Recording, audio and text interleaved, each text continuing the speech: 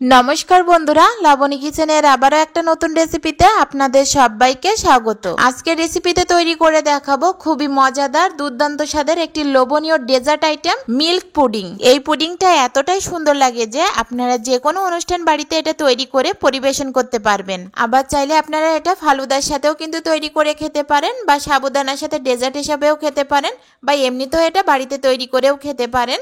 খেতে অসম্ভব টেস্টি আর মজার লাগে। আর গরমের দিনে যদি এরকম মন মাতানো ডেজার্ট আইটেম পাওয়া যায় তাহলে তো কোনো কথাই হবে না। তো চলো বন্ধুরা, কথা না বাড়িয়ে ঝটপট করে ডেজার্ট মিল্ক পুডিংটা তৈরি করে নিই। পুডিংটা তৈরি করার জন্য ফার্স্টে আমি এখানে একটা পাতিল নিয়েছি আর নিয়েছি 1 কাপের 1 কাপ দুধ, আর সাথে দিয়ে দিলাম 6 চামচের মতো চিনি। তোমরা চিনিটা চাইলে বাড়িয়ে কমিয়েও দিতে পারো তোমাদের টেস্ট অনুযায়ী। আর দিয়ে দিলাম 1 চামচের মতো আগার আগার পাউডার। আর তোমরা এই আগার আগার পাউডারটা কিন্তু যে কোনো শপ অথবা মুদিখানার দোকানে পেয়ে যাবে।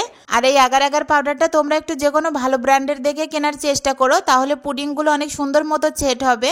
তো আমি 1 চামচ আগার আগার পাউডার দুধের ভিতরে দিয়ে খুব ভালো করে মিশিয়ে নিলাম। আর এখানে অবশ্যই একটা জিনিস খেয়াল রাখতে হবে, গরম দুধের ভিতরে কিন্তু আগার আগার পাউডারটা দেওয়া যাবে না, তাহলে পুডিংটা কিন্তু সেট হবে না। আর এখানে আমি যে পরিমাণ সহকারে সব কিছু উপকরণ বলে দিয়েছি তোমরা সেটাই দেওয়ার চেষ্টা করো, তাহলে ঠিকঠাক তোমাদের পুডিংটা সেট হবে। না হলে কিন্তু এটা সেট নাও হতে পারে। তো চুলার আঁচটা এই পর্যায়ে অন করে দিয়ে আমি 1 থেকে 2টা বলক তুলে নেব। খুব বেশি কিন্তু ঘন করা যাবে না জাল করে, তাহলে পুডিংটা সেট হবে না।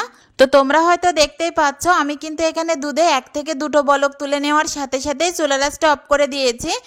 আর দুধের ভিতর যেহেতু আগার আগার পাউডার দেওয়া, সেজন্য দুধটা কিন্তু অনেকটাই ঘন হয়ে গেছে। এবার আমি এটা মোল্ড করব। তার জন্য একটা মোল্ড বক্স নিয়েছি, এর ভিতরে আমি দুধটা ঢেলে দিলাম, দিয়ে একটা সাইডে রেখে দেব। আমি এখানে নর্মাল ফ্রিজে 1 থেকে 1.5 ঘন্টা রেখেছিলাম। তারপরে দেখতেই পাচ্ছ কতটা জমাট বেঁধে গেছে। আচ্ছা, তোমাদের কাছে যদি এই মোল্ডটা না থাকে তোমরা কিন্তু যে কোনো বাটিতেও এই পুডিংটা তৈরি করে নিতে পারো। এবার আমি এখানে জেলির পুডিংটা তৈরি করে নেব। তোমরা চাইলে কিন্তু এই জেলির পুডিংটা নাও করতে পারো, শুধু মিল্ক পুডিংটাও তৈরি করে খেতে পারো। তবে ডেকোরেশনের জন্য আমি এই জেলির পুডিংটা তৈরি করছি, বা যে কোনো অনুষ্ঠান বাড়িতে এই পুডিংটা তৈরি করলে দেখতেও খুবই ভালো লাগবে আর খেতে বলতে অসম্ভব মজার। তো জেলো পুডিংটা তৈরি করার জন্য এখানে আমি হাফ মগের মতো জল নিয়েছি, আর 3 থেকে 4 চামচের মতো দিয়ে দিলাম চিনি। চিনিটা আবারও তোমাদের টেস্ট অনুযায়ী বাড়িয়ে কমিয়ে দিতে পারো। আর সামান্য একটু দিয়ে দিলাম রেড ফুড কালার, আর সাথে দিয়ে দিলাম এখানে হাফ চামচের একটু কম আগার আগার পাউডার। পাউডারটা দেওয়ার পরে চামচ দিয়ে খুব ভালো করে মিশিয়ে নেব, যেন পাউডারটা তলায় দলা বেঁধে না থাকে। তো খুব ভালো করে মিশিয়ে নেওয়ার পরে চুলার আঁচটা অন করে দিলাম। চুলার আঁচটা অন করে দিয়ে কিন্তু খুব বেশি জাল করব না, মাত্র 1 থেকে 2টো বলক চলে আসলে আমি চুলার আঁচটা অফ করে দেব। আর এর ভিতরে কিন্তু একটু নাড়াচাড়া করতে হবে যেন তলায় লেগে না যায় আগার আগার পাউডারটা। আর এদিকে যে আমি দুধের পুডিংটা তৈরি করেছিলাম এটা মোল্ড থেকে একটু হালকা করে ছাড়িয়ে নেব। এতে করে রেড ফুড কালারের যে জেলিটা আছে এটা দুধের পুডিংয়ের নিচে কিন্তু খুব সুন্দর মতো লেগে যাবে। তো আমি একটা চামচের পেছনটা দিয়ে হালকা করে ছাড়িয়ে নিয়েছি, তোমরা দেখতেই পাচ্ছ। এবার আমি জেলিটা মিল্ক পুডিংয়ের উপরে ঢেলে দেব। আর এটা দেওয়ার সময় কিন্তু খুব আস্তে হাতে দিতে হবে, না হলে দুধটা কিন্তু নষ্ট হয়ে যেতে পারে। তো আমি এটা খুব আস্তে করে দিয়ে আধা ঘন্টার জন্য রেস্টে রেখে দিয়েছি। আর দেখতেই পাচ্ছ কত সুন্দর মতো সেট হয়ে গেছে জেলির পুডিংটা। এবার এটা আমি মোল্ড আউট করব, তার জন্য ছুরি দিয়ে চারি সাইডটা একটু ছাড়িয়ে নিলাম। তো মোল্ড থেকে পুডিংটা চারি সাইডটা আমি হালকা করে ছাড়িয়ে নিয়েছি। এবার একটা প্লেটের উপরে আমি সার্ভ করে তোমাদেরকে দেখিয়ে দিচ্ছি।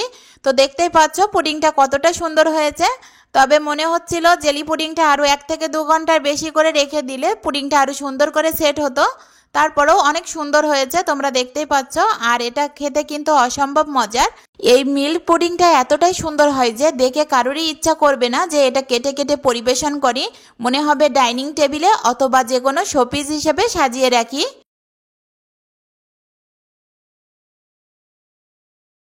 তো এবার আমি পুডিংটা কেটে তোমাদেরকে সার্ভ করে দেখাচ্ছি। তো দেখতেই পাচ্ছ কতটা সুন্দর আর কাচের মতো চকচকি হয়েছে, আর খেতে বলবো অসম্ভব মজার। আর এরকম ডেজার্ট আইটেম যদি গরমের দিনে তৈরি করে খাওয়া যায় প্রাণ মন সবকিছুই কিন্তু জুড়িয়ে যাবে। আর ছোট থেকে বড় সবারই কিন্তু খুবই পছন্দ হবে। আর দেখা যায় অনেক ছোট ছোট বাচ্চারা আছে দুধ খেতে একেবারেই পছন্দ করে না, তবে এরকম মিল্ক পুডিং তৈরি করে যদি বাচ্চাদেরকে দেওয়া হয় বাচ্চারা কিন্তু খুব মজা করে এই ডেজার্ট পুডিংটা খাবে। তো আমার এই মিল্ক পুডিং এর রেসিপিটা তোমাদের কাছে যদি ভালো লেগে থাকে অবশ্যই বাড়িতে একবার হলেও ট্রাই করবে। আর আমার চ্যানেলে নতুন হয়ে থাকলে প্লিজ আমার চ্যানেলটা সাবস্ক্রাইব করে দিও, পাশে থাকা বেল আইকনটিতে ক্লিক করবে নিত্য নতুন ভিডিও পেতে। ধন্যবাদ সকলকে।